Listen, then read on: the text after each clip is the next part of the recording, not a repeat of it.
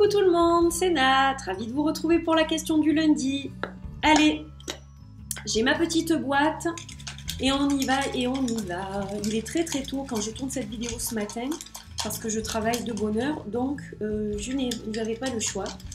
Et j'espère qu'elle va pas être trop longue parce que ça va être difficile sinon. Allez, ouh, il y en a encore pas mal. Hein. Allez, on prend celle-ci. Hop. Alors, quels sont tes 3 oracles favoris de toujours? Alors j'avais déjà eu ce type de question, je crois, mais c'est vrai que bon, ben, on me les repose fréquemment. Quels sont tes 3 oracles favoris de toujours? Alors, je vais faire pause et puis je reviens avec mes 3 oracles. Et je vais vous expliquer pourquoi ce sont mes favoris de toujours, hein, surtout. J'arrive. Alors, c'est pas évident de choisir, mais bizarrement, ça va peut-être vous surprendre. C'est vrai que je change en ce moment. J'ai remarqué que depuis quelques temps, bon déjà je fais énormément moins d'achats.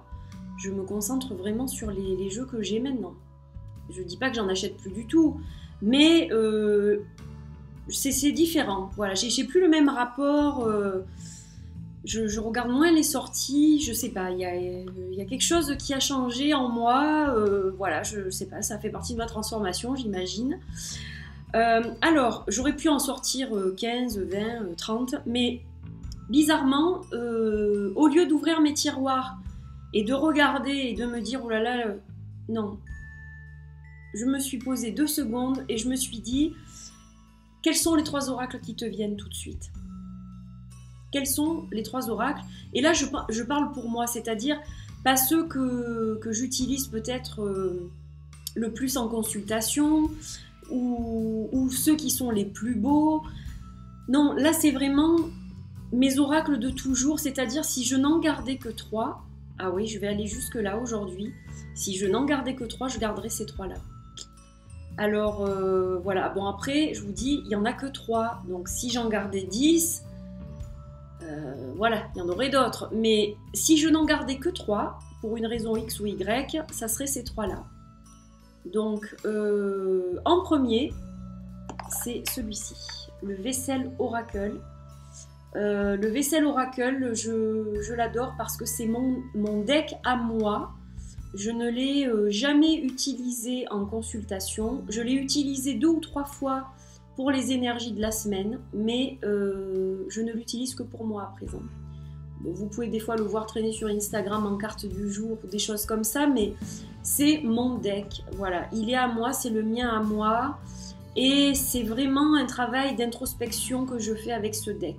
Il est super, je l'adore. Donc c'est pas le plus beau, je vous le dis tout de suite pour ceux qui l'ont jamais vu. Donc il arrive dans une petite boîte qui est très sympa quand même. Moi je le trouve beau, mais c'est pas le plus beau. Donc il y a un petit guidebook, voilà, avec des petites explications. J'ai le spot qui est un peu bright là. Hein. Je sais pas si vous voyez bien ce que je vous montre, mais on va peut-être faire comme ça. Voilà, donc très simple. Et le deck, le jeu. Donc le jeu, voilà le dos, un œil qui me regarde. Et voilà les cartes. Donc je vais vous en montrer quelques-unes. Je vais pousser les 2 autres. Voilà, donc voilà le type d'illustration très simple qu'on retrouve dans ce jeu. Et en fait, ce jeu, c'est un petit peu le méga mix de nos émotions. Alors c'est vrai que j'en ai pas parlé pendant le vlog du Shadow Work. J'aurais pu. Je n'en ai pas parlé et pourtant c'est vrai que c'est un jeu aussi que j'utilise pour le Shadow Work pour moi. Donc voilà, c'est un jeu que j'aime beaucoup. On y retrouve plein de sentiments, plein de choses. Et c'est impressionnant parce que quand je me sens pas bien, je n'aime pas tirer les cartes, que ce soit pour moi ou pour les autres. Et pourtant, je vais tout de suite vers ce jeu. Si vraiment ça va pas, mais que j'ai besoin d'un conseil, je vais aller vers ce jeu et il se trompe jamais en fait. Il va toujours sortir la carte qui correspond et voilà, ça va me guider pour aller, pour me sortir d'une situation ou d'un état d'esprit. Voilà, vraiment, je l'adore, je l'adore. Donc voilà, sur une île déserte, si je prends qu'un deck, je prends celui-là. Ça, c'est des questions auxquelles je n'arrivais pas à répondre il y a 2-3 ans en arrière. Aujourd'hui, je réponds plus facilement. On change de toute façon, ça fait partie de notre évolution aussi. Hein. Alors ensuite, en deuxième, il y a celui-ci, le Affirmation Cards, que j'adore, de Christine Arré. Donc c'est pareil, c'est un de mes jeux préférés, déjà au niveau graphisme. Donc celui-là, par contre, c'est vrai que bon, l'autre, peut-être qu'il va pas vous dire grand-chose, celui que je viens de vous montrer, le Vaisselle Oracle. Celui-ci, peut-être, va vous parler davantage au niveau des illustrations. Donc, il est très beau, il est très doux, mais il est aussi très profond, quoi. Il n'y va pas par quatre chemins, il va vraiment vous dire ce qu'il en est. Et voilà, je le trouve magnifique. Ce sont des aquarelles, donc déjà, j'adore les aquarelles. Oups, j'adore les aquarelles. Et il est... c'est un excellent guide. Voilà, je ne peux pas vous dire plus, c'est un excellent guide, c'est un jeu que j'adore. Je l'adore depuis la première seconde où je l'ai eu dans les mains et ça n'a jamais changé, malgré le fait que j'en ai acheté plein d'autres par la suite, dont des autopubliés. Celui-ci tient une grande place dans mon cœur. Et d'ailleurs, ce ne sont que des jeux autopubliés que je vous montre aujourd'hui. Le premier était autopublié. C'est un jeu de Marie-Elisabeth Evans, celui-ci, donc un jeu de Christine Arré. Et le troisième, et c'est vraiment, ça vient du cœur, hein, c'est pas parce que c'est mon ami ou quoi que ce soit, mais voilà, je l'ai acquis, je crois qu'il y a un peu plus d'1 an maintenant. Et il est dans mon top 5, en l'occurrence, mais donc dans mon top 3, et ça ne changera, je pense, jamais. Parce que ce jeu, déjà j'ai une relation très particulière avec ce jeu, je l'ai eu dès le départ. J'ai vu des choses que Célia n'avait pas forcément dessinées, on en avait discuté d'ailleurs toutes les deux. Et donc voilà, j'ai une relation très spéciale avec cet oracle des reflets, et je l'adore. Je l'adore parce que déjà, bon, esthétiquement, c'est vrai qu'il est très beau, mais ce n'est pas la seule raison, c'est surtout qu'il est très juste. Il est très juste, il est très efficace. Je l'utilise en consultation, je l'utilise pour moi. Voilà, je pense qu'il faudrait que j'envisage d'en acheter un second parce que, à force de l'utiliser, voilà, hein, il est plus tout neuf maintenant. Il commence à avoir pas des rayures, mais pourtant je fais attention. Hein, mais voilà, bon, il est utilisé, hein, voilà. Il y en a qui le sont moins, celui-là est davantage. Donc ce que j'aime en fait, c'est, pour le coup, on n'est pas disturb, j'allais dire, pardon, c'est l'anglais ça. On n'est pas dérangé par de la couleur là. Là on est sur du sépia, donc on va tout de suite être plongé dans l'illustration, malgré le fait qu'il y ait un cadre et un mot-clé. Moi c'est vraiment l'illustration qui me captive complètement. Je n'ai pas osé le couper. Je peux pas faire ça. Mais si je pouvais en acheter un autre et ne garder que les images, je pense que je le ferais. Mais en même temps, j'aurais mal au cœur de le faire. Voilà, donc celui-ci, je peux pas le transformer, c'est hors de question. Mais de toute façon, on est tellement plongé dans ces illustrations. Voilà, là, par exemple, dans cette carte, je vois nos fantômes, nos peurs, ce qui nous hante quelque part. Hein, le petit fantôme, là, c'est tellement... je sais pas, c'est tellement clair. Alors là, je vais vous surprendre, je pense. Même Célia, je pense que... Bon, elle le sait pas parce que je lui en ai jamais parlé, mais dans cette carte, alors au fond, vous voyez la lune et des oiseaux. Hein, hop, si je m'approche, il y a quelque chose qui fait penser peut-être à une lune noire avec des oiseaux. Moi, je vois quelqu'un qui fait un clin d'œil et un sourire. Donc en fait, la tour... Cette foudre qui tape la tour et qui donc fait que, eh bien, il y a une fissure et que voilà, il y a quelque chose qui est chamboulé. Sur le coup, c'est peut-être pas bon, mais quelque part, on nous fait un clin d'œil et on nous dit si c'est arrivé, c'est que ça devait arriver, puis c'est peut-être un mal pour un bien. Voilà, c'est pour ça que je vous dis, j'ai une relation spéciale avec ce jeu, c'est pour ça que je l'aime autant aussi. Voilà, je pourrais refaire une review, en parler pendant des heures. Voilà, il y a tellement d'émotions, il y a tellement de profondeur d'âme dans ce jeu que c'est vraiment... voilà, il ne peut pas être en dehors de mes favoris. Et même si je devais acquérir d'autres jeux, j'en ai acquis d'autres jeux qui me plaisent beaucoup. J'ai le Untamed Oracle, par exemple, que j'adore. Je vais avoir bientôt, je l'espère, bientôt mon propre oracle aussi. Donc forcément que je vais l'aimer puisque c'est le mien. Mais dans tous les cas... ce top 3, il changera pas, je pense. Voilà, parce que, bon, le Vessel et le Affirmations Card, je les ai depuis un moment, l'Oracle des Reflets aussi, maintenant.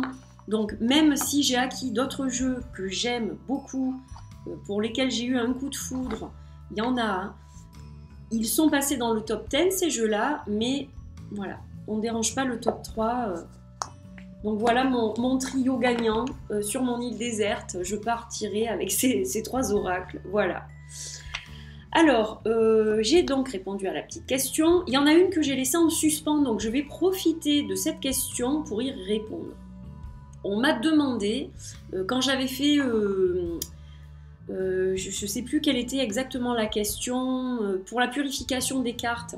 J'avais précisé que des fois je mettais un cristal sur mes jeux de cartes pour les purifier, je ne vais pas tout le temps les passer à l'encens ou au bol tibétain et tout ça, donc souvent quand je finis une consultation, je mets un cristal qui lui a été purifié bien sûr, et on m'a demandé donc quel type de cristal j'utilise. Alors j'en utilise plein.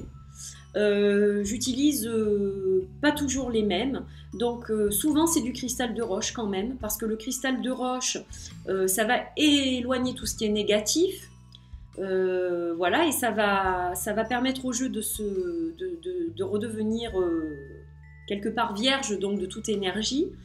Donc j'aime bien utiliser le cristal de roche, donc sous différentes formes. Si vous voulez je peux vous en montrer, hein. Je vais couper la vidéo comme ça je vous montre un petit peu. Donc voilà, pour les cristaux de roche, donc j'ai ces 2 que j'utilise entre autres pour placer sur mes jeux. C'est ceux que j'utilise le plus souvent, on va dire. Mais je n'ai pas qu'un jeu ou 2 jeux. Donc des fois, je prends d'autres pierres, bien entendu. Donc souvent, ça va être des cristaux de roche comme ça.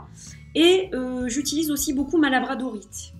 Voilà, pareil, pour enlever les mauvaises énergies, ce qui ne sert plus... et pour ressourcer le jeu, voilà, donc une labradorite aussi. Après, je peux utiliser d'autres pierres. Si mon intuition m'emmène à utiliser une améthyste, par exemple, je vais le faire. Parfois, je vais utiliser un jaspe. Voilà, donc j'utilise tout type de pierres, en fait. Pas forcément des pierres qu'on peut appeler pierres de purification, etc. Mais c'est surtout que ça va de toute façon recharger le jeu dans tous les cas et ça va quand même le purifier, même si c'est pas une pierre qui a proprement parlé dite de purification. Moi c'est comme ça que je ressens les choses, je vous dis comment je fais les choses. Après il y a des personnes qui vont vraiment utiliser seulement des pierres de protection, donc par exemple la tourmaline, donc la labradorite, voilà. Ça après ça dépend, il faut le faire je pense au ressenti surtout. Mais voilà, globalement, c'est quand même cristal de roche et labradorite de mon côté. Après, je vous dis, ça peut être aussi selon si c'est quelqu'un qui est venu au cabinet faire une consultation et qu'on a travaillé par exemple sur l'enfant intérieur, et que cette personne a été troublée, qu'il y a eu des pleurs, parce que des fois ça secoue hein, quand on fait ce type de consultation. Donc à ce moment-là, je vais peut-être mettre un quartz rose sur le jeu. Voilà, pour justement consoler un peu toutes ces énergies un petit peu, qui étaient un petit peu difficiles, peut-être des énergies de colère, des énergies de peur. Voilà, donc je vais mettre un quartz rose, par exemple. C'est un exemple. Voilà, donc je tenais vraiment à revenir là-dessus parce que bon, cette question, elle m'a été posée et je me suis dit, je l'ai remise dans la boîte, mais j'avais vraiment envie d'y répondre parce que j'allais pas faire traîner non plus. Je devais le faire la semaine suivante et en fait j'ai oublié et je me suis dit mince, j'aurais dû revenir dessus. Voilà, parce que je pense que c'est un bon complément d'information à ce que j'avais déjà dit. Et bien sûr ça n'engage que moi, hein, comme je vous le dis toujours, je ne vous dis pas de faire telle ou telle chose, hein, c'est pas du tout mon but. Mon but c'est de partager mes expériences personnelles à moi, je pense que c'est important de le souligner aussi. Voilà, parce qu'on n'est pas tous pareils et puis des fois on voit pas tous forcément les mêmes choses, donc voilà. Voilà pour cette question du. Donc je vous souhaite un bon lundi, une magnifique semaine, portez-vous bien, plein de bisous et puis je vous retrouve la semaine prochaine pour une autre question. Bye bye!